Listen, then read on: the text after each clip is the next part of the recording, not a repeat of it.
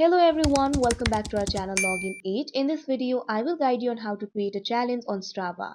So if you also want to create a challenge on Strava, this video is just for you. Follow the simple steps and you'll be able to do it. So first of all, what you have to do is launch open Strava application. Make sure you're logged into your account. Once you're logged into your account, you'll be led to this kind of interface. At bottom, you'll be able to see several icons.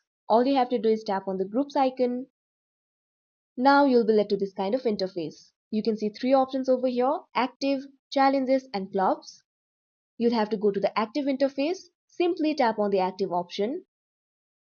Now you can see over here you'll be led to this kind of interface. So in order to design your own challenge, you'll need to start your free trial. Basically, you need to be subscribed to Strava application. If you're subscribed to Strava application, you'll be able to see the option for create a group challenge. All you have to do is tap on it. Then you'll want to choose a group goal and then set your time and distance parameters. If the challenge is just for you, you'll be the only one in the group and only your activities will count towards the goal. So that is how you create a challenge in Strava. I hope you found this video helpful. Thank you for watching. Make sure to like, share and subscribe to our channel.